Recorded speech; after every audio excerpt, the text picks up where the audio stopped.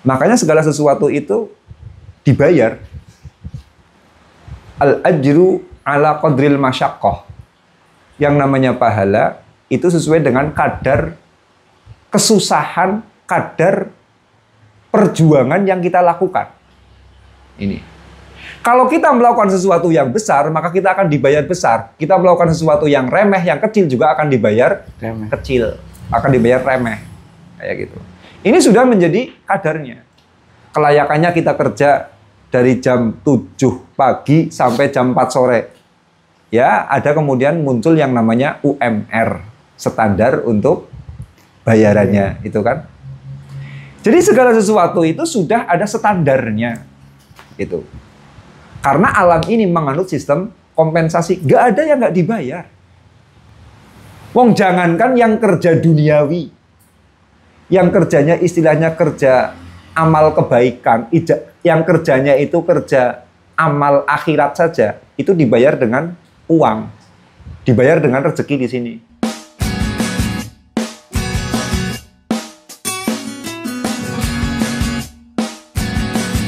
Assalamualaikum warahmatullahi wabarakatuh. Waalaikumsalam warahmatullahi wabarakatuh. Selamat malam. Ya, selamat berjumpa lagi.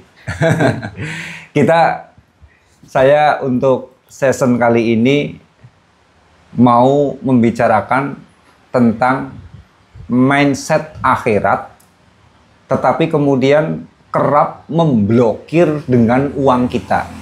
Iya. Mindset akhirat itu bisa menjadikan uang kita itu ngeblok, nggak bisa mengalir. Gara-gara kita itu punya mindset yang salah mengenai akhirat. Ini. Lah iya, dulu itu waktu saya kecil, bahkan ya sampai hari ini, di musola-musola kampung, di masjid-masjid kampung, itu sering mendengar puji-pujian seperti ini. Rugi dunyo ora dadi opo-opo, rugi akhirat bakal ciloko. Pernah dengar kayak gitu, pujian kayak gitu?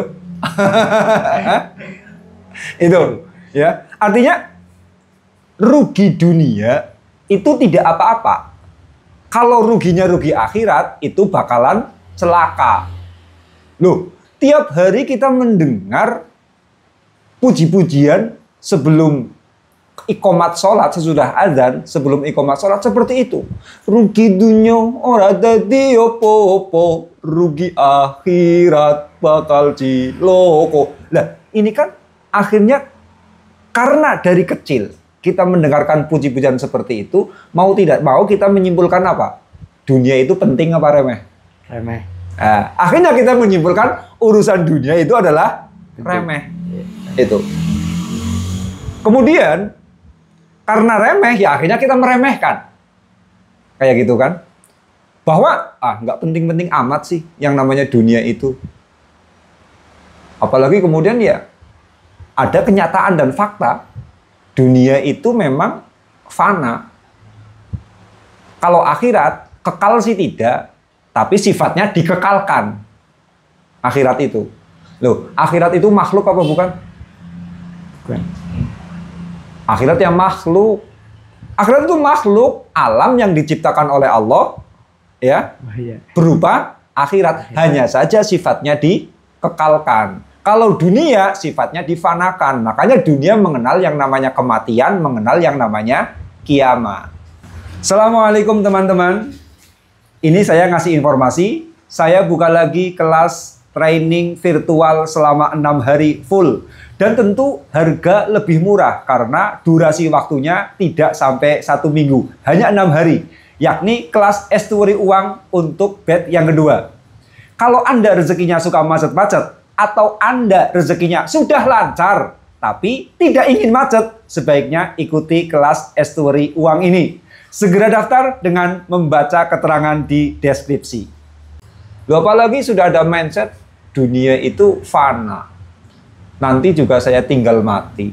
Akhirat lebih kekal. Nah, seolah-olah kemudian kita itu, dunia itu sesuatu yang sangat tidak penting. Meremehkan. Ya sama seperti tadi itu. Rugi dunia, orang tadi opo-opo. Aduh. Ya, itu loh. Ya betul. Memang begitu. Tetapi kemudian, apa iya kemudian kita itu karena orang meremehkan itu akhirnya tidak bisa tidak kompetitif loh. Orang meremehkan akhirnya tidak mementingkan. Sesudah tidak mementingkan akhirnya dia tidak bisa berkompetensi. Tidak kompetitif. Jujur ya, ini contoh nyata orang meremehkan. Saya ini lahir dari keluarga yang keluarga saya semuanya itu penyanyi dan tukang qosidah. Semua keluarga saya, dari kakak, adik, bapak, sampai dengan cucu-cucu, keponakan-keponakan saya, semuanya juara MTQ. Iya, kalau disuruh MTQ itu Musabaqah Tilawatul Quran, juara, suaranya bagus-bagus. Kemudian apa? Penyanyi sholawatan semua. Kalau tidak penyanyi sholawat, penyanyi gambus. Kalau tidak penyanyi gambus, penyanyi qosidah. Suaranya itu, wah, keren-keren, bagus-bagus banget itu. Suaranya bagus-bagus. Tapi Masya Allah, saya ini ya, azan saja belum pernah. Loh, bukan berarti suara saya jelek, enggak. Tapi apa? Saya dari kecil tuh nggak suka dengan orang nyanyi, jujur saja. Dengan seni suara saya nggak suka, nggak minat sama sekali. Soalnya apa? Bosen. Kakak ya kerjaannya nyanyi, adik kerjaannya nyanyi, ayah dan ibu kerjaannya nyanyi, keponakan kerjaannya nyanyi. Kayak gitu loh. Saya itu rasanya bosen, kemudian saya memilih untuk berlawanan. Saya nggak mau nyanyi. Kayak gitu loh. Lah, dengan cara apa? Saya melatih diri sampai adzan saja saya nggak mau. Ini ya, adzan saja saya nggak mau. Banget saya menyerang dengan yang namanya nyanyi. Dengan pita suara, saya itu nggak suka banget. Kemudian saya tapi memilih jalan lain. Jangan semuanya lah kemudian hidup di dalam dunia nyanyi, di dalam dunia pita suara. Sudah saya tak berangkat ke pondok saja, saya tak ngaji. Saya memilih ilmu. Nah, saya memilih menekuni ilmu. Nggak mau nyanyi tapi milih ilmu. Nah, ini. Dan yang terjadi apa? Karena saya sudah meremehkan dengan pita suara, walaupun aslinya karena saya ada keturunan, ada DNA saya bersuara, pita suara saya bagus, sebetulnya suara saya bagus. Itu asli. Tapi nggak pernah saya latih. Sampai akhirnya hari ini, detik ini, ya Allah suara saya nggak karu-karuan. Ya nyesel juga sih. Kalau lagi pas dengerin ada imam sholat, suaranya bagus. Saya pingin juga. Kayak gitu loh. Kalau kemudian dengerin ada orang yang kemudian nyanyi sholawat suaranya bagus, ya saya pingin juga. Oh bagus juga ya. Kayak gitu, bagus juga lah. Tapi pita suara saya ini kadung rusak, nggak ketolongan karena apa? Tidak pernah saya hargai, tidak pernah saya pentingkan. Ini pita suara. Sekarang coba urusan dunia. Kalau tidak dipentingkan, kira-kira gimana? Rusak. Ini. Nah kemudian akhirat itu sebetulnya ada apa enggak sih? Kalau saya percaya sepenuhnya akhirat itu ada. Terserah bagi yang mungkin ateis atau apa. Tapi saya percaya kok. Persoalannya, kalau dalam fisika saja, yang namanya energi itu kekal. Tidak bisa dimusnahkan. Itu.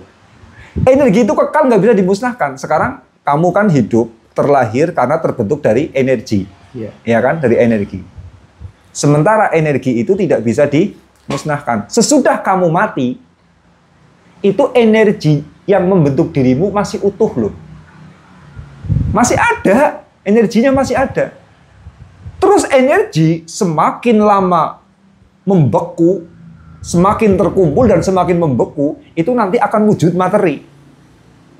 Makanya wajar kalau sesudah di kehidupan ini, lalu ada lanjutan kehidupan di akhirat, ini wajar. Persoalannya apa? Energinya masih ada, dan energi kita, sekalipun kita sudah mati, energi kita masih ada, dan sewaktu-waktu nanti akan muncul materi baru lagi. Makanya dilanjutkan dengan yang namanya alam akhirat. Ini dilanjutkan dengan alam akhirat.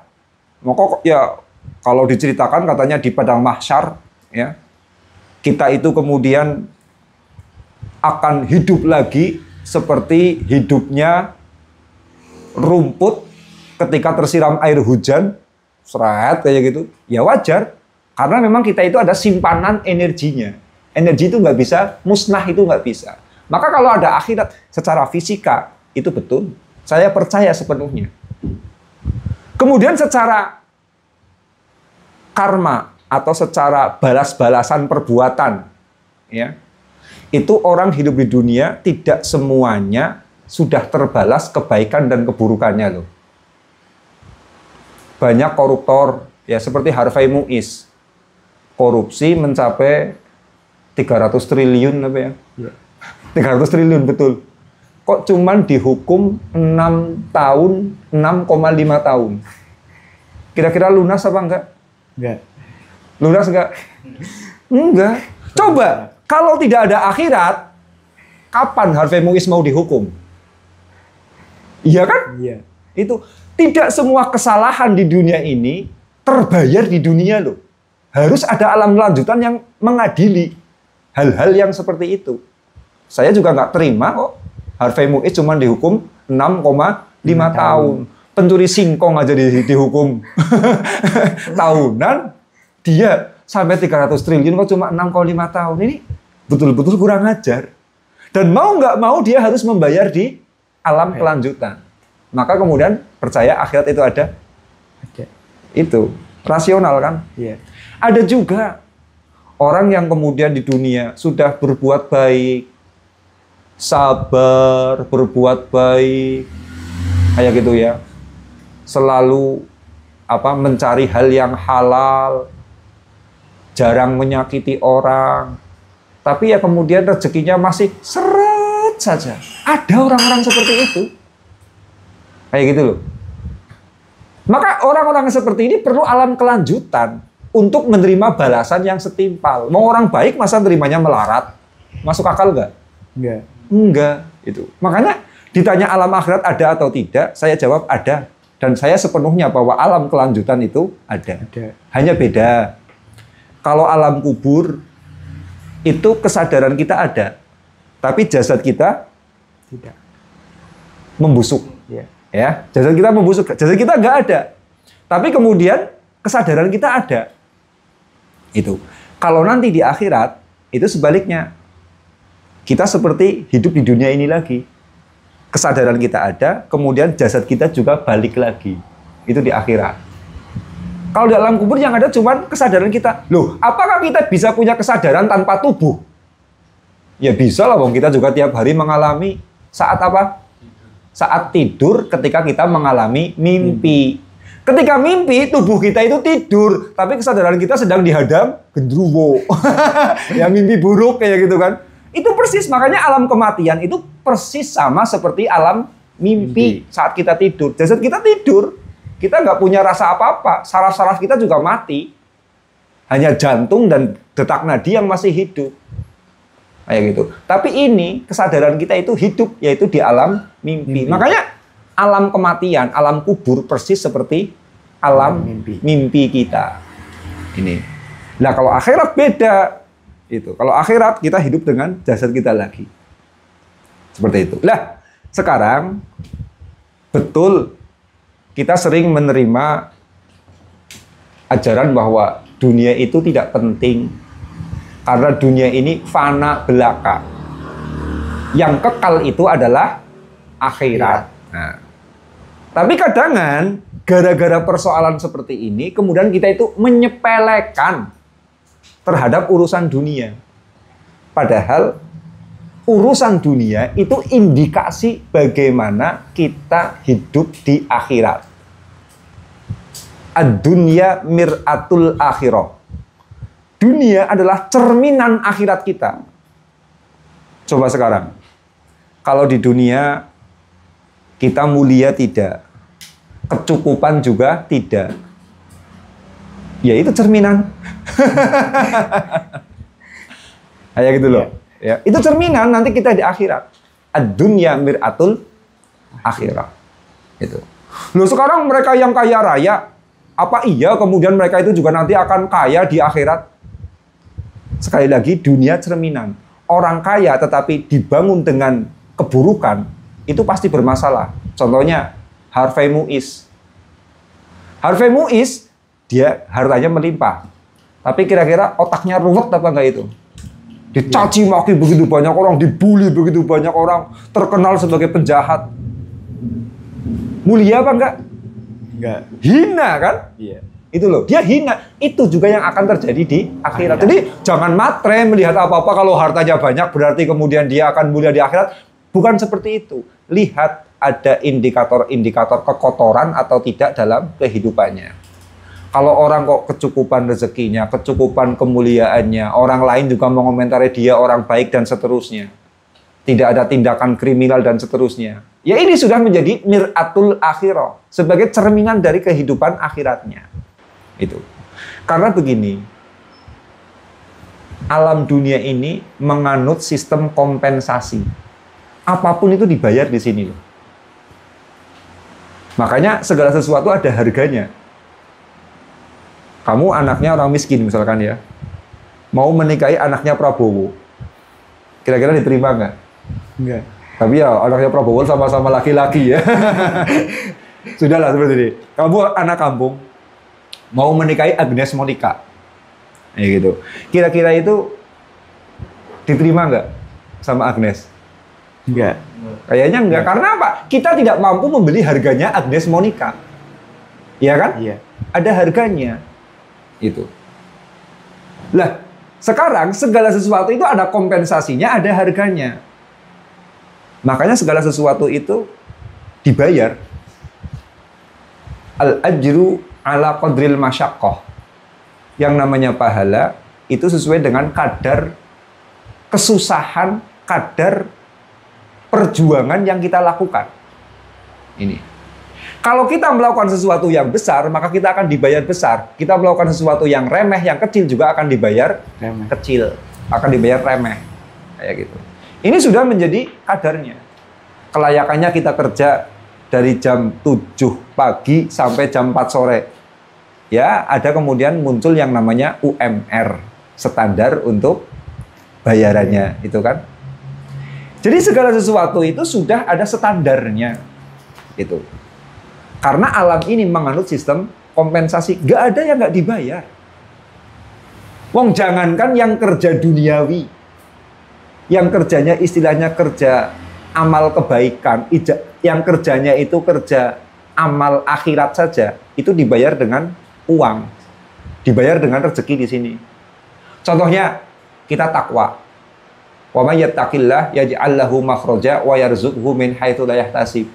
Kita takwa, itu amal apa sih? Akhirat. Amal ruhani. Ya. Ya, amal ruhani. Itu saja dibayar dengan wa yarzuqhu min haitsu la yahtasib, dibayar dengan duit kan? Iya. Itu. Kemudian kita tawakal, wa may yatawakkal 'ala Allah fa huwa hasbuh. Kalau kita tawakal kepada Allah, kita akan dicukupi. Dicukupi dengan uang. Kecukupan. Padahal tawakal itu adalah pekerjaan ruhani. Jangankan yang pekerjaan ruhani, syukur ya kayak gitu. Syukur kan pekerjaan ruhani. La in syakartum la azidannakum. Jelas. Apa-apa itu dibayar dengan uang. Karena ini adalah alam kompensasi. Itu. Lah, kemudian di samping itu ibadah juga kadang-kadang dibayar dengan uang. Kompensasinya dengan uang di alam dunia ini. Ibadah, sholat duha, pelancar rezeki. Kemudian disiplin sholat 5 waktu akan dijembarkan hatinya. Iya kan? Ini. Jadi amal ibadah itu saja dijamin oleh Tuhan dengan bayaran berupa uang. Kenapa? Karena ini adalah alam kompensasi. Sementara alam ini adalah alam material. Maka kemudian bayarannya, kompensasinya itu bukan dengan apa-apa, tapi dengan uang. Itu loh. Dengan uang. Maka orang yang banyak berbuat baik di alam dunia dibayar oleh Tuhan dengan uang. Makin banyak kemudian, makin banyak amal baiknya, uangnya atau bayarannya juga semakin banyak. Dia takwa dibayar. Kayak gitu loh. Dia tawakal dibayar. Dia syukur dibayar. Kemudian dia disiplin dibayar lagi. Dia konsisten, dibayar lagi. Dia punya komitmen, dibayar lagi. Terus dibayar. Dan dengan uang. Alah, kalau benar-benar menerima bayaran jadi kaya apa, Kak? Kaya. Dia jadi kaya. Makanya bisa jadi orang yang kaya itu tanda bahwa amal baiknya itu banyak. Ini. Bisa jadi tanda bahwa amal baiknya itu banyak. Wah, kayak gitu loh. Jadi kaya dia itu akhirnya. Makanya saya ada teman, ya, dia sukses juga. Itu setiap kali bertemu dengan orang kaya pasti menanyakan, kamu ini bisa seperti ini, amalanmu apa sih, kebaikanmu yang kamu lakukan? Ada yang ngaku, ya, ada yang ngaku saya selalu merawat orang tua, menjaga orang tua. Ada yang saya selalu sedekah subuh, kayak gitu kan. Ada yang ngaku saya ini selalu menjaga mental kaya dan anti meminta-minta. Ada yang mengaku saya selalu membantu fakir miskin. Saya selalu bangun tiap malam sholat tahajud. Saya selalu bangun subuh, kemudian saya melakukan melakukan self talk, bicara dengan diri saya sendiri. Jadi macam-macam. Selalu ditanyakan, apa kebaikan yang kamu lakukan sehingga kamu bisa sesukses ini. Nah ini, kita mau membangun dunia supaya sukses, itu butuh kemutlakan yang namanya perbuatan baik. Maka tanda-tanda orang yang banyak melakukan perbuatan baik, ya tandanya dia itu duitnya jadi banyak. Itu loh.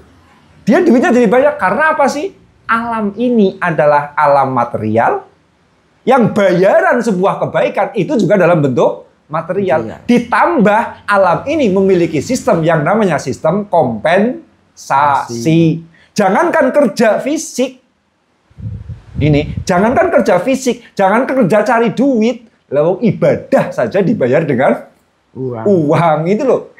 Makanya kalau ada orang kok miskin amat, susah amat hidupnya, ya bisa dicek sih. Barangkali memang amal baiknya, amal solehnya itu kurang.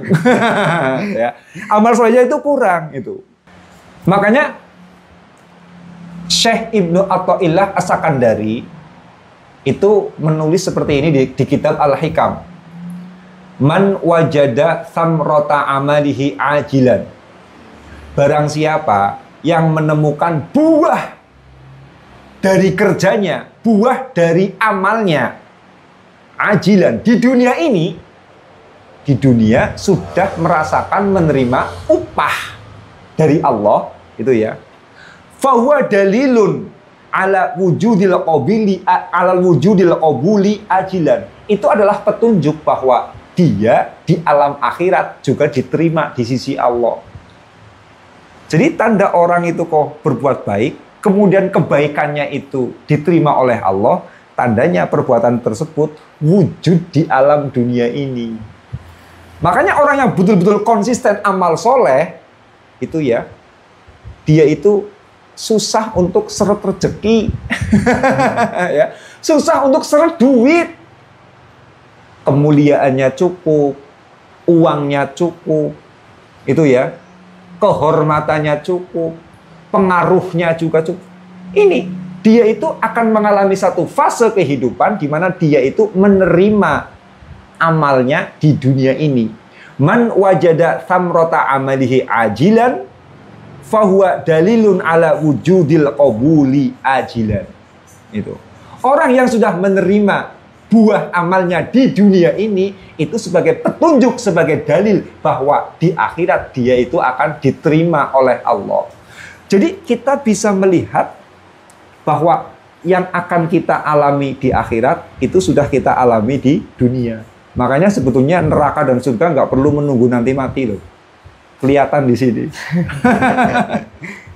Itu. Lah, ini faktanya alam dunia seperti itu. Ini baru yang disampaikan Ibnu Athaillah ya. Al-Quran saja juga berkomentar hal yang sama. Ini. Jelas disebutkan man amila solihan min zakarin au unsa. Orang yang melakukan perbuatan baik min zakarin au unsa, baik dia itu laki-laki maupun perempuan, wa huwa mu'minun, dan dia itu beriman, falanuhyiyannahu hayatan thayyibah, maka dia akan diberi kehidupan di mana kehidupan tersebut adalah kehidupan yang hayatan thayyibah. Kehidupan hayatan thayyibah itu adalah kehidupan yang penuh dengan kedamaian, kehidupan yang penuh dengan kebaikan. Ini. Jadi orang yang kemudian betul-betul amalnya itu telah solih, kayak gitu, dia itu akan mendapatkan bentuk kehidupan di dunia ini dengan kehidupan yang hayatan thayyibah, kehidupan yang baik. Berarti kan kecukupan duit, ya kan? Iya. Kecukupan harga diri, kecukupan kemuliaan. Itu tanda bahwa dia itu adalah orang yang beramal soleh. Ini. Jadi tanda-tanda orang itu mau celaka atau mau bejo, ya, mau beruntung di alam akhirat kelihatan di sini kok. Nah, ini kadangkala kita itu menganggap dunia ini remeh, nggak penting. Padahal dunia itu adalah cerminan. Dunia itu adalah bentuk cerminan nanti kehidupan kita di akhirat. Kalau dunia itu harus dibangun dengan kebaikan, akhirat itu juga harus dibangun dengan kebaikan juga. Lah, kebaikan kita di dunia, karena ini adalah alam kompensasi dan kompensasinya dalam bentuk material, maka otomatis orang yang melakukan amal soleh di dunia ini, dia menjadi orang kaya. Sesudah kaya, mati masuk surga. Ini konsekuensinya. Maka dengan seperti ini, dunia adalah cerminan akhirat. Itu dunia perkara penting apa enggak? Penting. Lah, kadang banyak orang yang nyanyiannya rugi dunia rada diopo, rugi akhirat bakal ciloko. Dia sudah punya mindset bahwa rugi dunia nggak apa-apa. Akhirnya apa? Dia membiarkan. Tidak mau mengurus dengan urusan duniawinya. Kerjaannya cuma masuk ke masjid, zikir, tapi anak istri kelaparan. Sampai istrinya yang harus kerja mencari nafkah. Saking apa suaminya itu tidak bisa mensejahterakan istrinya. Karena menganggap bahwa yang namanya dunia sesuatu yang tidak penting, diremehkan jadinya. Ini banyak orang yang mengalami seperti itu. Loh, padahal mensejahterakan keluarga itu tanda kalau seorang laki-laki mampu mensejahterakan keluarganya, itu tanda nanti di akhirat dia juga bisa anfusakum wa ahlikum naro. Dia bisa menjaga keluarganya dari api neraka. Ini. Nah, kadang kan kita itu punya mindset seperti itu, meremehkan terhadap urusan duniawi. Padahal kalau kita itu sudah punya mindset meremehkan, apapun yang diremehkan akhirnya tidak dihargai. Ini. Kalau kemudian kok tidak kita hargai, ya dia akhirnya susah datangnya. Biasanya ada orang yang membenturkan. Kemarin diajarkan istighfar supaya meremehkan dunia, sekarang malah disuruh untuk menghargai dunia. Jangan salah. Kehidupan itu dualitas. Coba, lawannya rem itu apa? Gas. Lawannya gas adalah dua-duanya harus dipakai. Iya kan? Kapan kita ngerem, kapan kita ngegas. Kadang-kadang kita ya harus punya perasaan meremehkan kepada dunia. Kadang-kala kita juga harus punya perasaan menghargai kepada dunia. Kalau kita meremehkan, kok kemudian dunia tidak mau datang sama kita, berarti kita salah tempat. Kayak gitu loh. Loh, perasaan saya ngegas, tapi kok ini ngerem terus? Ya kakinya yang salah injak lah. Iya kan? Kayak gitu loh. Ini perasaan saya ngerem, kok ngegas terus gimana? Ya pasti kakinya yang salah menempatkan di mana rem, di mana gas. Pasti kakinya yang salah. Maka kehidupan juga sama seperti itu. Kita sudah merasa bahwa kita itu meremehkan dunia. Loh, kok malah dunia makin meninggalkan saya, makin miskin. Loh, di mana amal solehmu jadinya kan? Itu loh. Di mana amal solehmu? Nah, saat itu kita perlu menghargai kepada dunia. Itu. Atau sebaliknya, kita sudah menghargai tinggi kepada dunia, mengistimewakan. Kok kita makin rakus, makin sombong, makin angkuh, makin banyak orang yang benci, malah melakukan perbuatan yang haram-haram. Yaitu tanda kita itu kemudian kurang terlalu mengistimewakan kepada dunia, kurang menghargai kepada urusan akhirat. Kayak gitu loh. Lah, kadangkala orang itu punya mindset di mana dunia itu fana, akhirat itu kekal. Tetapi menjadikan dia itu kemudian meremehkan bahwa dunia nggak penting. Ketika dunia nggak penting, sama seperti pita suara saya. Saya menganggap pita suara itu tidak penting untuk indah. Ya, pita suara tidak bisa mendatangkan uang, pita suara untuk nyanyi tidak bisa mendatangkan uang. Itu keyakinan saya. Kayak gitu loh. Yang terjadi betul, walaupun saya punya warisan DNA suara bagus, suara saya sekarang berantakan seperti ember bodol. Seperti ember rusak suara saya itu. Jelek. Karena saya sudah punya mindset bahwa itu adalah sesuatu yang tidak penting. Ini. Nah, kalau kita menganggap dunia itu tidak penting, yang terjadi itu. Kita nanti di akhirat dengan 70 bidadari. Lah wong di sini kawin dengan satu janda saja nggak bisa ngasih makan. Bagaimana bisa kawin dengan 70 bidadari? Lah, ini kadang menjadikan uang kita seret. Menjadikan karir kita terhambat karena kita merasa bahwa dunia itu tidak penting. Padahal dunia ini adalah cerminan akhirat. Al-Quran jelas mengatakan, man amila solihan min dzakarin au unsa wa huwa mu'minun falaluhniyannahu hayatan thayyibah.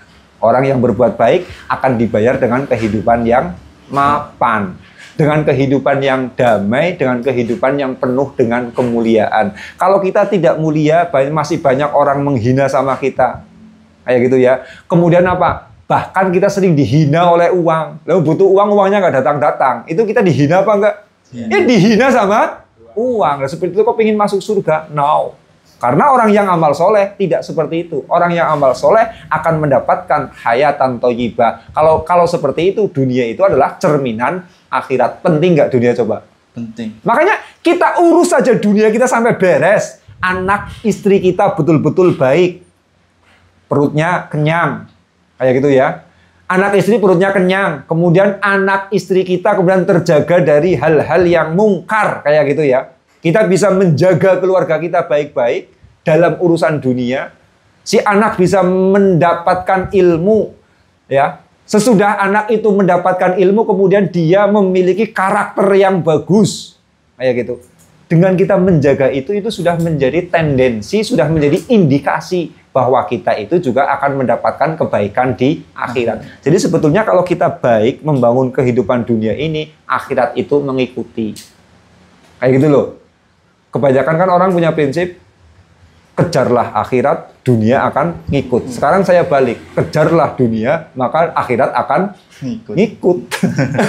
Ini, tapi seperti itu kan rasional kan? Rasional. Kejarlah dunia, tatalah duniamu, nanti akhirat akan tertata sendiri. Itu. Kejarlah duniamu, akhirat akan mengikuti sendiri. Karena apa? Akhirat bisa tertata setelah kita baik menata kehidupan di dunia. Coba. Kalau kalian di pondok pesantren bodoh, pindah ke sekolah bodoh nggak? Bodoh. Kalau kalian di pesantren pinter, pindah ke sekolah? Pinter. Pinter. Kalian pinter di sekolah, pindah ke pesantren, pinter juga kan? Bodoh di sekolah, pindah ke pesantren juga tetap? Bodoh. Bodoh. Goblok. Ini loh ya, bodoh tetap itu. Kalau pinter tetap pinter, bodoh ya pinter. Karena apa? Pelakunya itu sama. Satu orang kan, itu si A. Pinter di pondok ya pinter di sekolah. Pinter di sekolah ya pinter di pondok. Sudah, karena pelakunya sama. Makanya orang yang kemudian kaya di dunia, karena amalnya itu penuh dengan kebaikan, pindah ke alam akhirat, pelakunya sama. Kira-kira di akhirat apa yang terjadi? Tetap pinter atau tetap bodoh? Pinter. Tetap pinter. Kayak gitu loh. Di dunia kaya karena amal kebaikannya. Karena konsistensinya kerja, karena cita-citanya yang tinggi, karena impiannya yang besar, karena inovasinya yang banyak, karena mentalnya yang mental kaya, kayak gitu. Dan seterusnya, tanggung jawabnya yang tinggi, akhirnya kehidupannya maju. Nah, sekarang kalau kita sudah menganggap bahwa dunia itu tidak penting, ya, pokoknya yang penting akhirat. Ini bisa memblokir terhadap keberuntungan duniawi kita. Sementara coba, yang namanya dunia itu isinya apa? Duit.